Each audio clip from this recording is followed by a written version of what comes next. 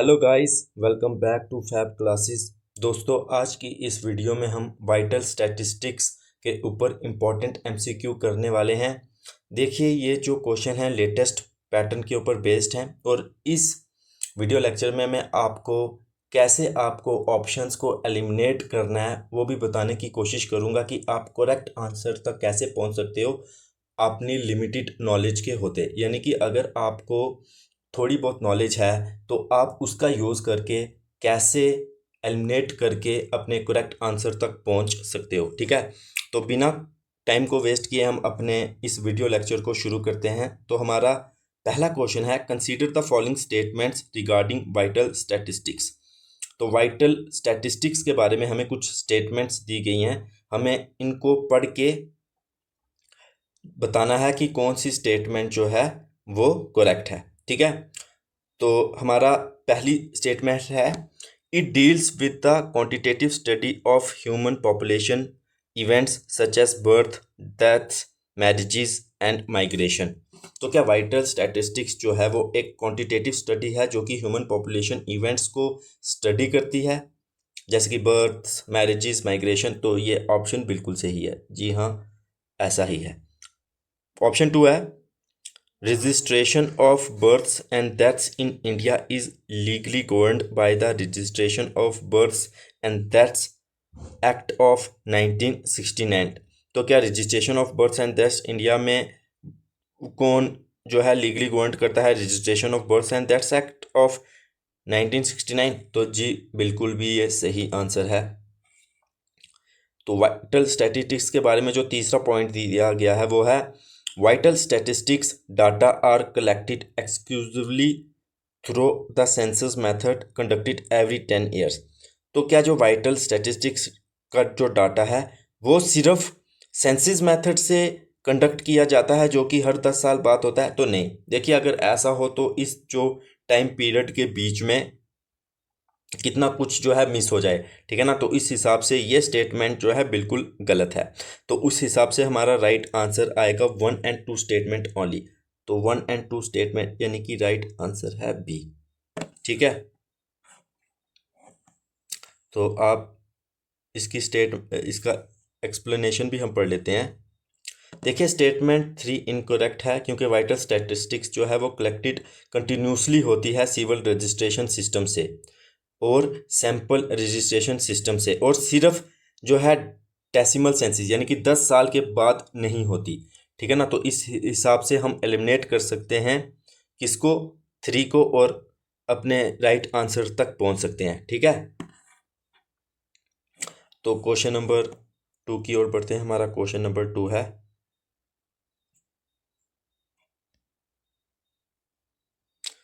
Question number 2 है हमारा, with reference to crude birth rate consider the following statements. तो हमें क्रूड बर्थ रेट के बारे में कुछ स्टेटमेंट्स दी गई हैं और हमें बताना है कि कौन सी स्टेटमेंट जो है वो करेक्ट है। तो हमारी पहली स्टेटमेंट है, it measures the number of live births per thousand of the mid year population in a given year. तो क्या ये मेजर करती है नंबर ऑफ लाइव बर्थ्स को per thousand of the mid year population in a given year? दूसरा है, it takes into account the age and sex composition of the population. और वो क्या लेती है?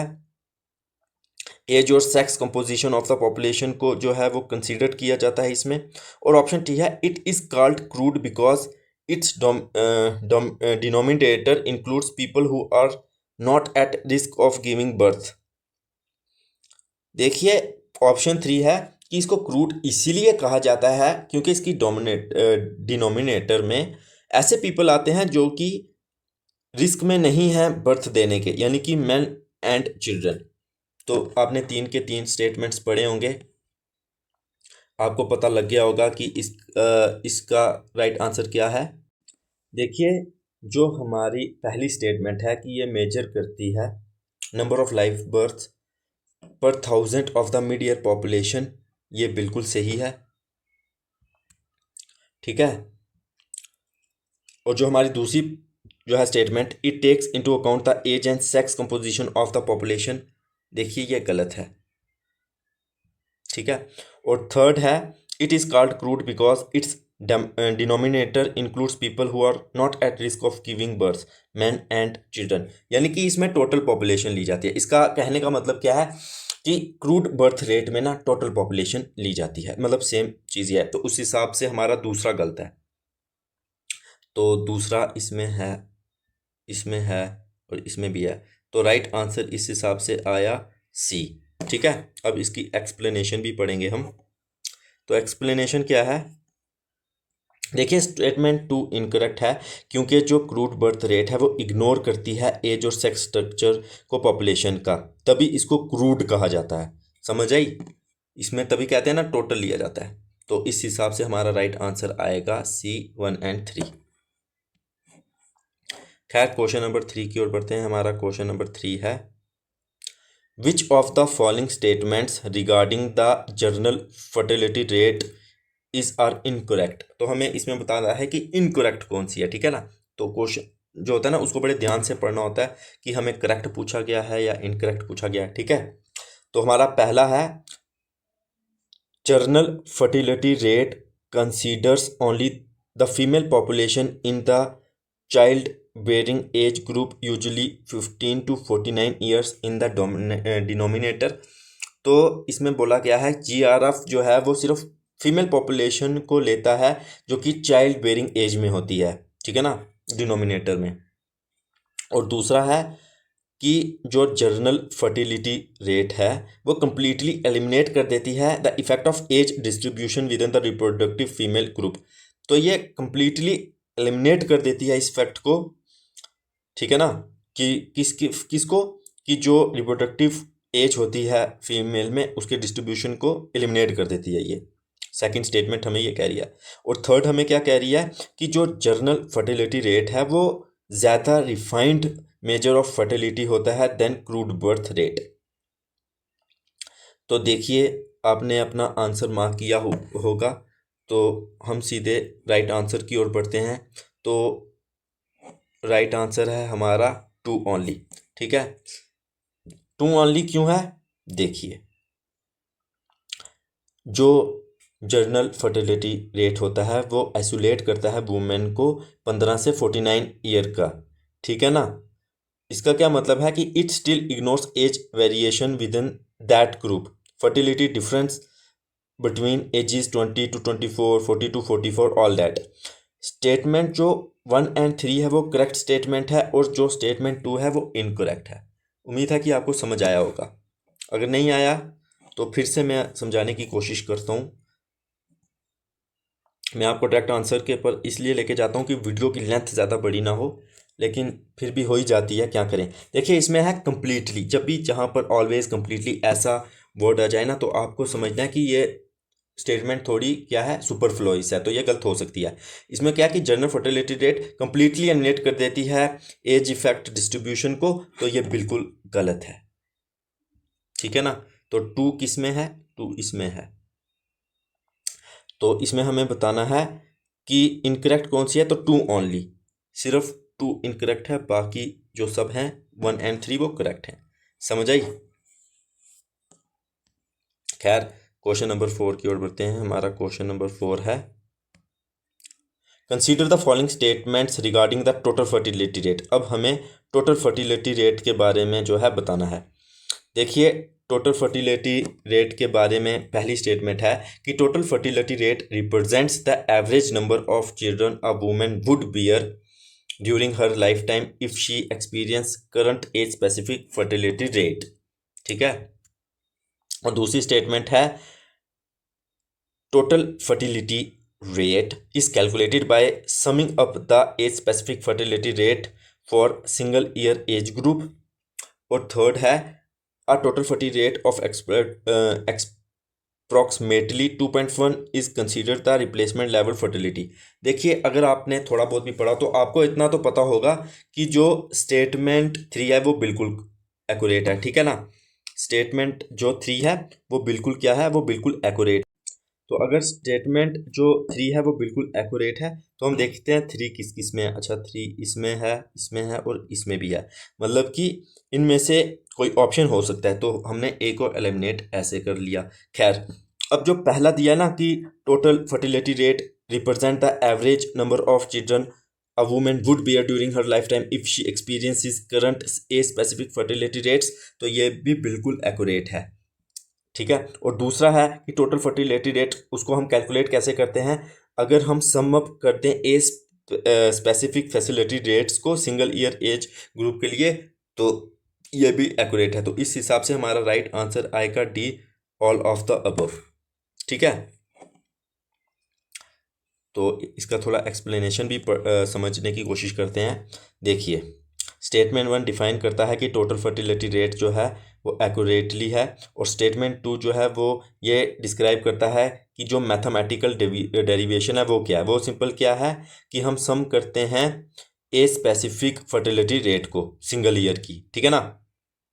और तीसरा भी बिल्कुल ठीक है कि 2.1 जो है वो रिप्लेसमेंट फर्टिलिटी रेट होता है। ठीक है ना। अच्छा, 2.1 जो है वो क्या होता है, आइडल होता है, लेकिन जम्मू एंड कश्मीर का 2.1 से कम हो गया था, तभी पीछे बहुत था कि ये बड़ी मतलब जो है खतरनाक बात है। ठीक है। खैर, क्वेश्चन नंबर 5 की ओर बढ़ते हैं। हमारा क्वेश्चन नंबर 5 है, regarding the gross reproduction rate and net reproduction rate consider the following. अब हमें ग्रॉस रिप्रोडक्शन रेट और नेट रिप्रोडक्शन रेट के बारे में कुछ स्टेटमेंट्स को देखना है। तो पहला है, gross reproduction rate measure the average number of daughters a women would bear assuming no female mortality before the end of reproductive period. तो ग्रॉस जो रिप्रोडक्टिव रेट होता है वो क्या कहता है, वो मेजर करता है एवरेज नंबर ऑफ डॉटर्स जो एक वुमेन को होंगी, और ये एज्यूम करता है कि कोई भी जो है फीमेल अपनी रिप्रोडक्टिव रेट से पहले जो है मतलब वो तब तक रहेगी। ठीक है। तो सेकंड हमारी क्या है स्टेटमेंट कि नेट रिप्रोडक्शन रेट जो है वो factors in the mortality rates of mothers before they complete their child bearing age. इसमें मतलब मॉर्टलिटी रेट को वो कंसीडर करता है किसके, अपनी चाइल्ड बेयरिंग एज को कंप्लीट करने से पहले। और तीसरा है कि जो नेट रिप्रोडक्शन रेट 1 वो क्या इंडिकेट करता है कि पॉपुलेशन जो है वो ग्रो कर रही है एक्सपोनेंशियली। ठीक है। तो अब इनमें से कौन सा स्टेटमेंट जो है वो बिल्कुल करेक्ट है, हमें ये देखना है। ठीक है। तो देखिए, जो पहला है ना वो बिल्कुल एक्यूरेट है कि जो ग्रॉस होता है ना वो ये एज्यूम करता है कि अपना रिप्रोडक्टिव पीरियड से जो है कोई भी फीमेल जो है वो मतलब उसको वो ठीक है। ठीक है ना, मतलब वो ठीक रहेगी। ओके। तो टू भी बिल्कुल ठीक है कि ये जो मॉर्टलिटी रेट को जो है मतलब कंसीडर करता है जब वो अपना चाइल्ड बेयरिंग एज को कंप्लीट कर ले। ठीक है ना। लेकिन जो तीसरा है ना कि वो इंडिकेट करता है कि पॉपुलेशन इज ग्रोइंग एक्सपोनेंशियली, ये गलत है। नेट रिप्रोडक्शन रेट 1 का क्या मतलब होता है कि वो सिंपली इतनी है कि वो अपने आप को रिप्लेस कर सके। तो 1 का मतलब होता है कि अपने आप को वो रिप्लेस कर सके, तो उस हिसाब से आएगा, करेक्ट पूछा है ना, तो 1 एंड 2 राइट आंसर आएगा बी। ठीक है। तो इसकी एक्सप्लेनेशन क्या वो भी पढ़ लेते हैं। देखिए, स्टेटमेंट 3 जो है वो गलत है, क्योंकि जो नेट रिप्रोडक्शन रेट होता है उसका क्या मतलब होता है कि वो अपने आप को रिप्लेस करेगी, मतलब कि कोई भी पॉपुलेशन ग्रोथ नहीं होगी। ठीक है ना। खैर, आपको समझ आया होगा। तो क्वेश्चन नंबर 6 की ओर बढ़ते हैं। हमारा क्वेश्चन नंबर 6 है, consider the following measures of mortality. हमें मॉडलिटी के डिफरेंट डिफरेंट मेजर्स जो है उनको पढ़ना है, और क्या है कि which of the above measures allow a fair comparison of mortality between two regions with vastly different age structure. तो कौन सा ऐसा मोटिलिटी मेजर है जो कि फेयर कंपैरिजन बता सकता है मोटिलिटी के बीच में, दो रीजन्स के बीच में जिनका बहुत ही ज़्यादा डिफरेंट एज स्ट्रक्चर होगा। ठीक है ना। तो पहला है क्रूड डेथ रेट। ठीक है। और दूसरा है इन्फेंट मोर्टेलिटी रेट। तीसरा है एज स्पेसिफिक डेथ रेट, और चौथा है स्टैंडर्डाइज्ड डेथ रेट। तो देखिए, हमारा जो राइट आंसर आएगा वो आएगा एज स्पेसिफिक डेथ रेट और स्टैंडर्डाइज्ड डेथ रेट, यानी कि 3 और 4 ठीक हैं, और क्रूड डेथ रेट और इन्फेंट मोर्टेलिटी रेट ये नहीं आएगा। तो राइट आंसर क्या आएगा इसमें, बी। ठीक ठीक है, इसमें राइट आंसर आएगा बी 3 एंड 4। इसकी एक्सप्लेनेशन भी थोड़ी सी पढ़ लेते हैं। देखिए क्रूड डेथ रेट जो होता है वो हम यूज़ नहीं कर सकते कंपेयर करने के लिए रीजन में जिनका डिफरेंट एज स्ट्रक्चर्स होता है, क्योंकि एक रीजन में ज़्यादा बूढ़े पीपल हो सकते हैं तो वो ज़्यादा ही क्रूड डेथ रेट बताएगा, क्योंकि उसमें हमने टोटल की बात करते हैं। ओके, इतना तो आपको पता है ना, क्रूड का मतलब होता है हम टोटल को लेते हैं। ओके, तो इस हिसाब से जो है स्टेटमेंट 1 जो है गलत हो गया, और किसी भी और स्टेटमेंट में जो है ना 1 जो है, और मतलब हर किसी में 1 था तो उस हिसाब से भी आप लगा सकते थे, लेकिन आपको लॉजिक समझ के चलना है। एलिमिनेट तब आपको करना जब आपको वो चीज़ ना पता हो। जैसे इसमें क्या था, बाकी सब में 1 था, ठीक है ना, इसमें भी 1 था, इसमें भी 1 था, इसमें भी 1 था, तो बनता भी था। लेकिन आपको लॉजिक भी पता जो है करना है, ठीक है ना। ये तो मैं आपको सिखा रहा हूँ, लेकिन मैं आपको ये भी बता रहा हूँ कि लॉजिक को ऊपर भी होल्ड होना ज़रूरी है, ठीक है। खैर, क्वेश्चन नंबर 7 की ओर बढ़ते हैं। हमारा क्वेश्चन नंबर 7 है, with reference to the infant mortality rate consider the following statement. अब हमें इन्फेंट मोर्टिलिटी रेट के बारे में स्टेटमेंट्स दी गई हैं, हमें बताना है कि कौन सी स्टेटमेंट करेक्ट है।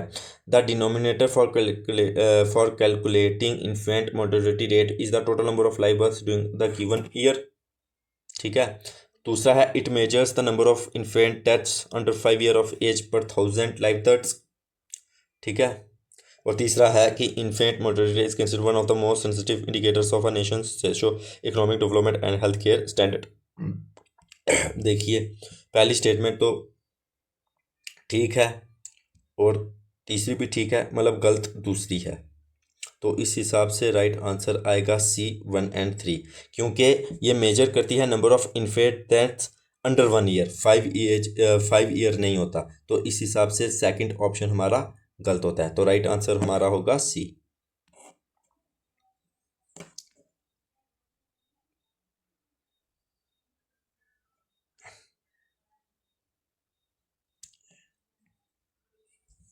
Okay, consider the following statements regarding life tables. हमें लाइफ टेबल्स के बारे में जो है स्टेटमेंट्स देखने हैं।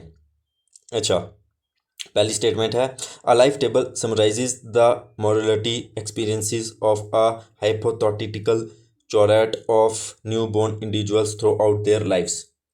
स्टेटमेंट हमें 1 ये देगी है। और दूसरे है, the column l x in a life table represents the number of individuals dying at age x, दूसरा ये दिया। और तीसरा दिया है, the column EX represents the average expectation of life remaining for a person at age X।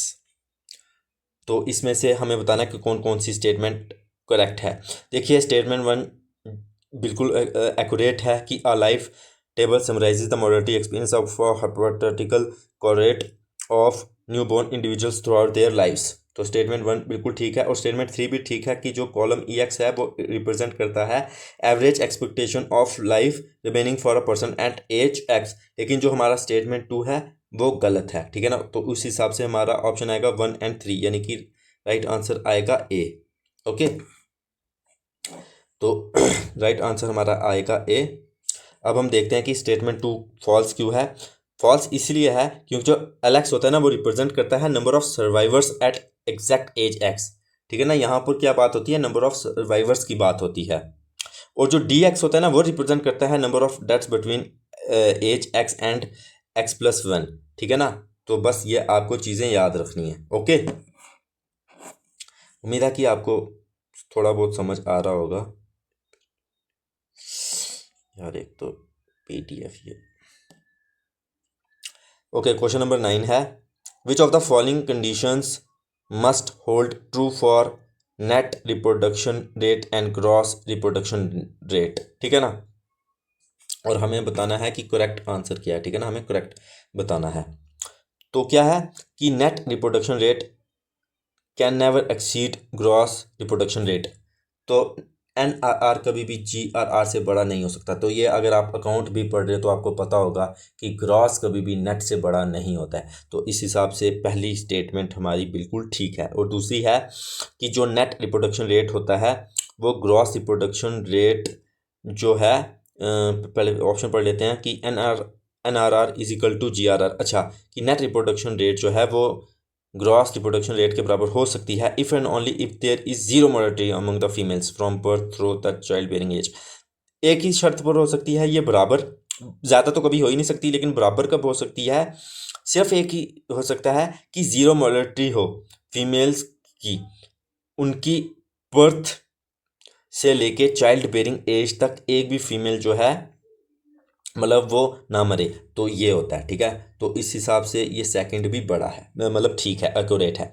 अब तीसरा क्या दिया है, इफ़ नेट रिप्रोडक्शन रेट बड़ा हो 1 से the female population will decline in the next generation. अच्छा, अगर नेट रिप्रोडक्शन रेट बड़ा होगा 1 से तो फीमेल पॉपुलेशन डिक्लाइन की होगी, वो तो और बढ़ेगी। तो ऑप्शन 3 गलत है, तो इस हिसाब से राइट आंसर आएगा ए। तो राइट आंसर आएगा हमारा ए। ठीक है,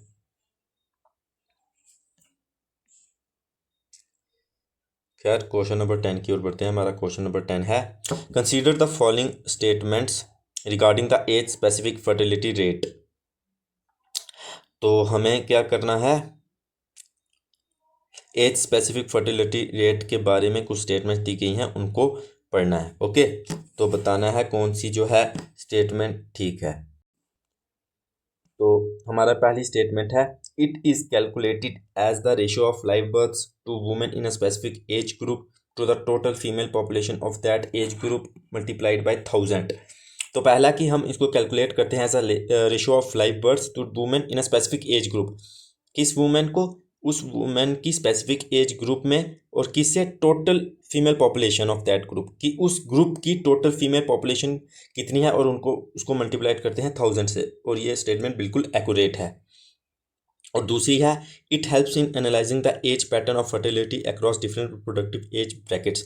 और ये हमें हेल्प करता है एनालाइज करने में कि जो एज पैटर्न है फर्टिलिटी का डिफरेंट रिप्रोडक्टिव एज ब्रैकेट्स में। तो ये भी स्टेटमेंट बिल्कुल ठीक है। और तीसरा है कि जो सम होता है एज स्पेसिफिक फर्टिलिटी रेट का across all reproductive age group yield the crude birth rate. और जो सम होता है सारे रिप्रोडक्टिव एज ग्रुप में, वो क्या बताता है, क्रूड बर्थ रेट बताता है। तो ये स्टेटमेंट बिल्कुल जो है गलत है, इनएक्यूरेट है। तो राइट आंसर उस हिसाब से आएगा ए 1 एंड 2।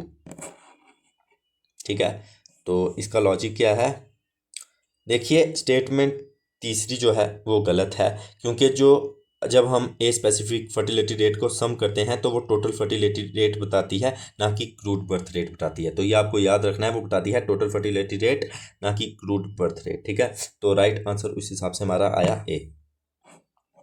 क्वेश्चन नंबर 11 है हमारा, क्वेश्चन नंबर 11 है,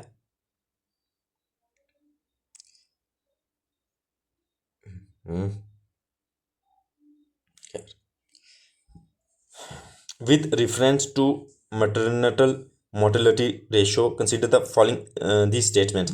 तो हमें maternal फर्टिलिटी नहीं है, मोर्टेलिटी रेशियो में ना इन स्टेटमेंट को पढ़ना और बताना है कि कौन सी इनएक्यूरेट है, इनएक्यूरेट कौन सी है। ठीक है, खैर तो हमारा पहला है कि mortality rate is express per 1000 live births in standard international reporting.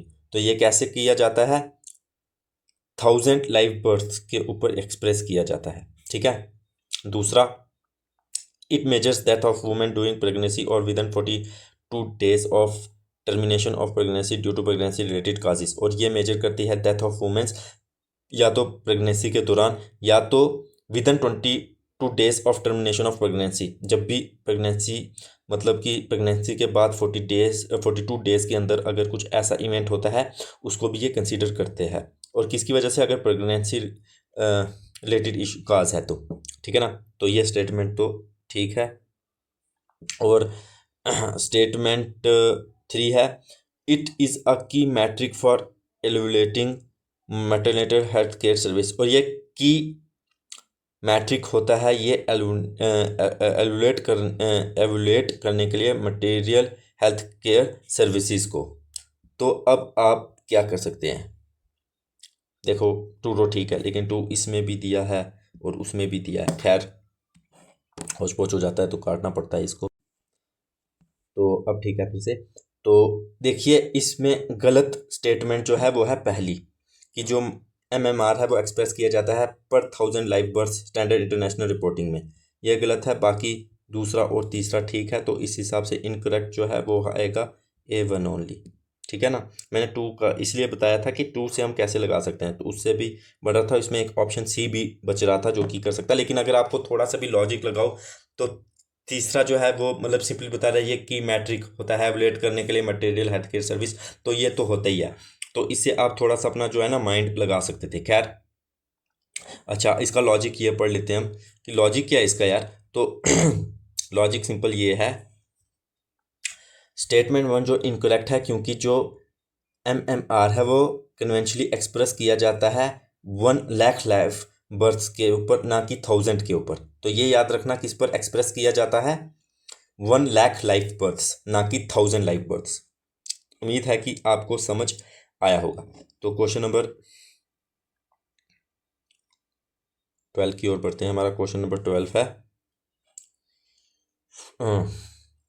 Consider the following components of a life table. तो हमें फिर से लाइफ टेबल के बारे में बताया गया, हमें इन कंपोनेंट्स को पढ़ना है और बताना है कि कौन सा जो रिलेशन है वो मैथमेटिकली करेक्ट है। पहला है q x is equal to या मतलब semicolon probability of an individual dying between age x and x+1। P x क्या बोल रहा है, probability of an individual surviving from age x to x+1। और तीसरा है रिलेशनशिप क्या होता है p x plus q x का इज इक्वल टू 1। तो देखिए तीनों की तीनों जो है स्टेटमेंट बिल्कुल एक्यूरेट है, तो राइट आंसर हमारा आएगा सी। ठीक है, इस ये पढ़ लेते हैं थोड़ा इसका लॉजिक। देखिए, डाइंग का मतलब है क्यू एक्स और सर्वाइविंग का मतलब होता है पी एक्स। ये कंप्लीमेंट्री होते हैं और म्यूचुअली एक्सक्लूसिव इवेंट होते हैं सिंगल ईयर में। ठीक है ना। तो इसीलिए जब हम पी एक्स यानी कि सर्वाइविंग को प्लस डाइंग से करें तो वो इक्वल के बराबर होना चाहिए। ठीक है, खैर उम्मीद है कि आपको समझ आया होगा। आगे फिर हमें जो है कुछ स्टेटमेंट्स दिए हैं और हमें बताना है किसके बारे में, radix of a life table, और बताना है कौन कौन सी स्टेटमेंट जो है वो करेक्ट है। बात पूछी गई है करेक्ट की। Okay, the radix denoted by L0 is the initial size of the hypothetical chorate of newborns। जो रेडिक्स होता है उसको हम L0 से जो है डिनोट करते हैं और वो इनिशियल साइज होता है हाइपोथेटिकल चॉरेट ऑफ अ न्यूबॉर्न। तो ये बिल्कुल एक्यूरेट है, ये ऐसा ही होता है। दूसरा है it is conventionally set to an arbitrary round figure like 1 lakh और 10,000। तो उसको हम कन्वेंशनली एक एल्बिट्रेरी राउंड फिगर में करते हैं जैसे कि 1 लाख या 10,000। ये भी बिल्कुल ठीक है। और तीसरा है a higher radix implies that the population has a higher birth rate in reality. और अगर हायर रेडिक्स होगा उसका मतलब होगा कि पॉपुलेशन जो है हायर जो है मतलब कि पॉपुलेशन की जो है हायर बर्थ रेट होगी रियलिटी में। तो ये बिल्कुल गलत है। ठीक है ना, ये क्या है, ये गलत है। तो राइट आंसर हमारा आएगा B1 and 2। ठीक है, ओके। अब ये क्या है, जो रेडिक्स होता है वो प्योरली एर्बिट्रेरी एजम्पशन होता है। ठीक है ना, और इसका कोई रिलेशन नहीं होता है एक्चुअल फिजिकल बर्थ रेट से। ठीक है ना, रियलिटी से इसका कोई लेना देना नहीं होता है, इसका सिंपली ये मतलब है। खैर, क्वेश्चन नंबर शायद थोड़ा नीचे तो नहीं हो गया, एक सेकेंड। ठीक है, क्वेश्चन नंबर 14 है, consider the following statements about direct and indirect standardisation of mortality rate. और हमें क्या बताना है, डायरेक्ट और indirect standardisation of mortality rate के बारे में। तो हम पहले ऑप्शन पढ़ लेते हैं कि direct standardisation implies regional age specific death rates to a chosen standard population structure. जो डायरेक्ट स्टैंडर्डाइजेशन है वो क्या इम्प्लाई करता है कि रीजनल ए स्पेसिफिक जो डेथ रेट है उसको एक चोजन स्टैंडर्ड पॉपुलेशन स्ट्रक्चर में जो है वो क्या कर देता है, मतलब कि चूज कर देता है, उसको डायरेक्ट कर देता है। खैर, और दूसरा है indirect standardisation is used when age specific death rate of a population under study are unknown और रिलायबल। और इनडायरेक्ट स्टैंडर्डाइजेशन होता है कि जब ए स्पेसिफिक डेथ रेट जो होता है ना पॉपुलेशन में, उसके बारे में हमें पता नहीं है या फिर वो जो डाटा है वो अनरिलायबल है। और तीसरा होता है कि direct standardisation yields a metric called the standardised mortality ratio. जो डायरेक्ट स्टैंडर्डाइजेशन है वो यील्ड करता है मैट्रिक्स, जिसको क्या कहते हैं, स्टैंडर्डाइज्ड मॉड्यूलरिटी रेशो। तो देखिए इसका जो राइट आंसर आएगा वो आएगा ऑप्शन 1 और 2। ठीक है, वो ऑप्शन क्या आएगा, 1 और 2। क्या स्टेटमेंट तीसरा जो है वो गलत है, क्योंकि जो स्टैंडर्डाइज्ड मॉड्यूलरिटी रेशियो है वो किससे ड्राइव होता है, वो इनडायरेक्ट स्टैंडर्डाइजेशन से होता है, डायरेक्ट से नहीं होता। तो बस इतना याद रख लो कि जो स्टैंडर्डाइज्ड मॉड्यूलरिटी रेशियो है वो इनडायरेक्ट स्टैंडर्डाइजेशन से ड्राइव्ड होता है, ना कि स्टैंडर्डाइज्ड डायरेक्ट स्टैंडर्डाइजेशन से। और बाकी स्टेटमेंट 1 और 2 ठीक थी।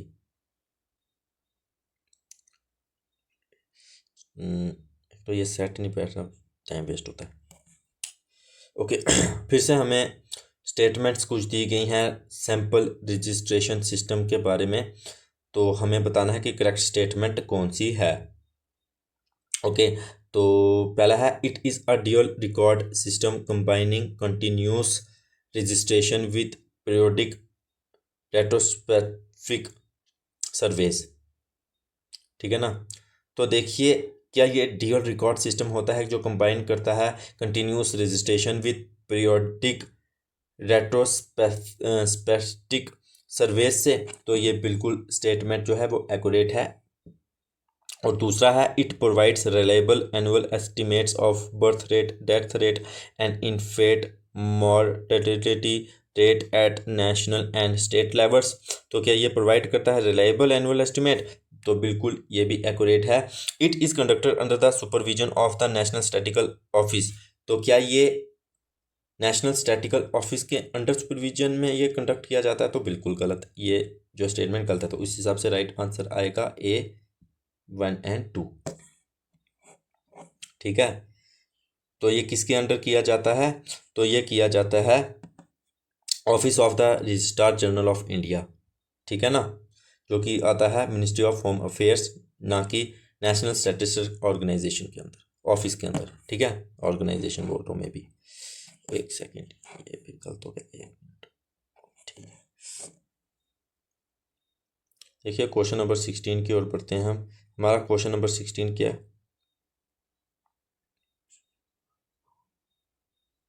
क्वेश्चन नंबर 16 है हमारा, consider the following formulas in vital statistics. Sex ratio क्या होता है, number of females divide by number of males into 1000 as per Indian census observation. बिल्कुल ठीक है, ये जो फार्मूला बिल्कुल ठीक है। सेक्स रेशो को ऐसे ही कैलकुलेट किया जाता है, number of females divide by number of males into 1000। ठीक है, दूसरा है child women ratio. Child women ratio क्या किया जाता है, children age 1 to 4 years divided by women age 15 to 49 years.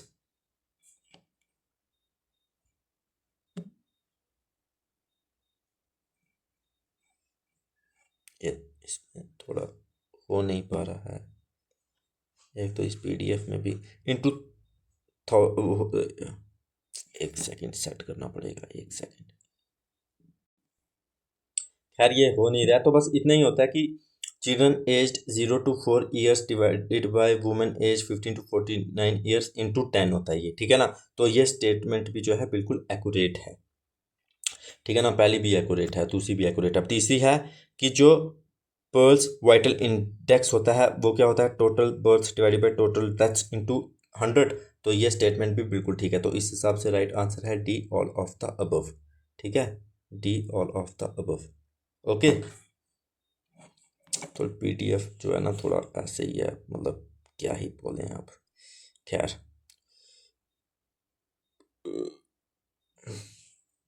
Question number 17 है,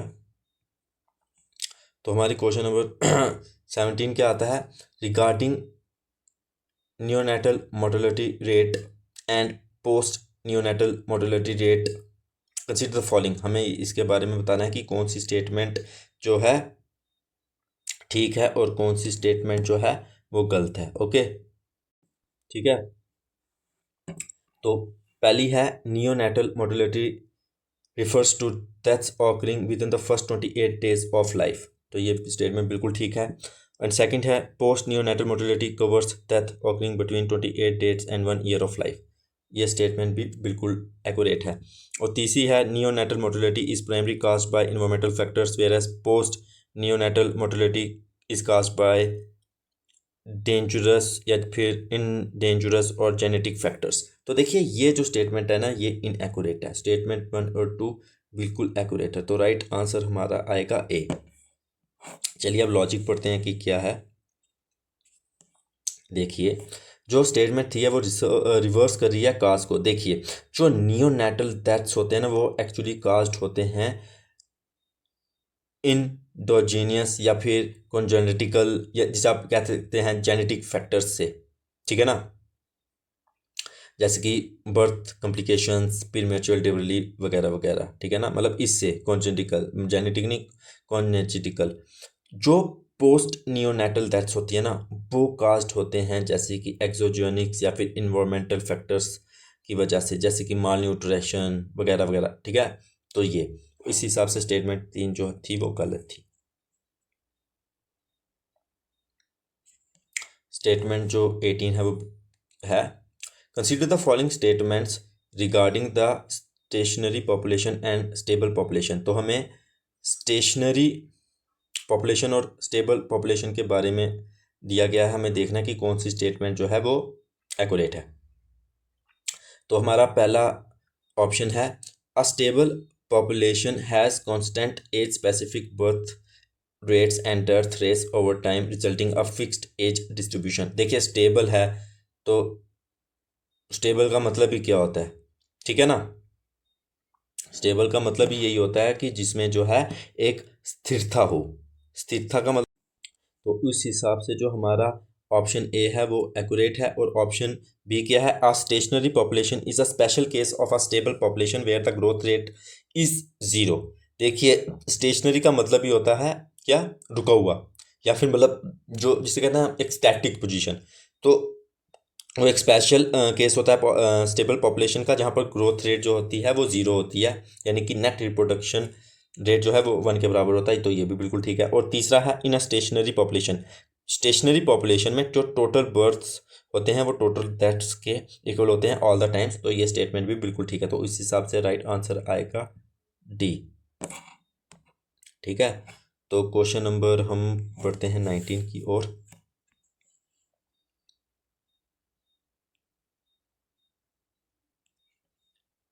क्वेश्चन नंबर हमारा 19 है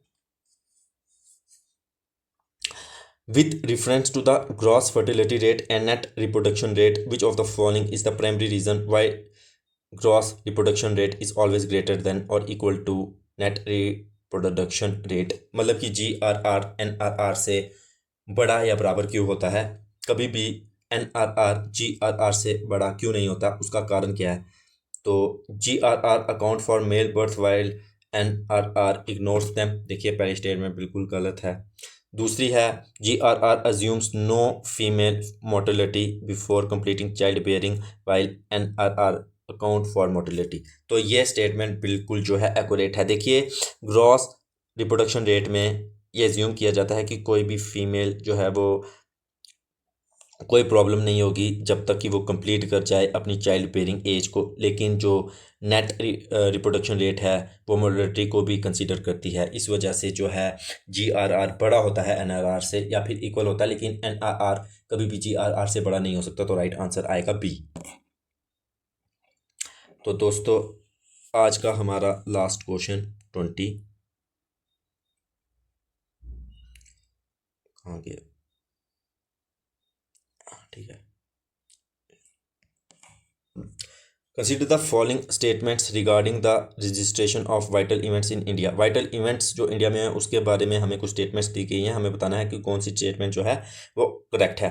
पहली है अंडर द RBD एक्ट, यानी कि अच्छा मैंने पहले ही क्वेश्चन में RBD आपको बताया था, इसकी फुल फॉर्म कमेंट सेक्शन में ज़रूर बता दो, यार फुल फॉर्म तो बता सकते हो ना, इतना बता दो, चलो बता दूंगा मैं क्वेश्चन के एंड में, लेकिन अगर अब देख रहे हो वीडियो तो ये लिख दो, ठीक है ना। अच्छा under the RBD act 1969 reporting of birth and death it compulsory. देखिए RBD एक्ट 1969 में रिपोर्ट करना कंपलसरी है, बिल्कुल है। Second the standard statutory time limit for registering a birth और death event in India is 21 days. ये बिल्कुल ठीक है, बर्थ हो गया तो भाई 21 दिन के अंदर करो। Failure to register within 21 completely forfeits the right to obtain a birth और डेथ सर्टिफिकेट। अगर आप नहीं करते हो तो आपको सर्टिफिकेट नहीं मिलेगा, तो भाई ये बात तो बिल्कुल इनएक्यूरेट है, तो राइट आंसर आएगा ए। ठीक है, तो दोस्तों आज की इस वीडियो में हमने 20 इंपॉर्टेंट एमसीक्यूज़ किए हैं, और ये जो एमसीक्यूज़ थे ना वो लेटेस्ट पैटर्न पर बेस्ड थे। मुझे ये उम्मीद है कि ये वीडियो आपके लिए बेनिफिशियल रही होगी, और अगर आपको लगता है कि ये वीडियो आपके लिए बेनिफिशियल रही है तो यार चैनल को लाइक करके, चैनल को तो क्या लाइक करोगे, मेरा भी इतने क्वेश्चनों के बाद दिमाग थोड़ा एग्जॉस्ट हो गया है, क्या बोल रहा हूँ मैं मुझे पता ही नहीं है। वीडियो को लाइक करके चैनल को सब्सक्राइब कर दो, ताकि मुझे मोटिवेशन मिले, ताकि मैं जो है आपके लिए वीडियो लाऊं। क्योंकि इतनी देर में इसलिए नहीं किया क्योंकि आपको चाहिए ही नहीं है, तो फिर क्या फ़ायदा, क्योंकि ये क्वेश्चन ढूंढने में भाई मेहनत लगती है, क्वेश्चन ढूंढने में, फिर डिकोड करने में, फिर लेटेस्ट पैटर्न के अकॉर्डिंगली बनाने में, जो ना it's a kind of hard work. तो उसको करने का मन तभी आता कि आगे से रिस्पॉन्स अच्छा हो, अगर रिस्पॉन्स ही अच्छा नहीं होगा तो फिर क्या फ़ायदा है। तो इस वजह से मुझे उम्मीद है कि आपकी ये वीडियो आपके लिए बेनिफिशियल रहेगी। अब मिलेंगे नेक्स्ट वीडियो में, तब तक के लिए बाय।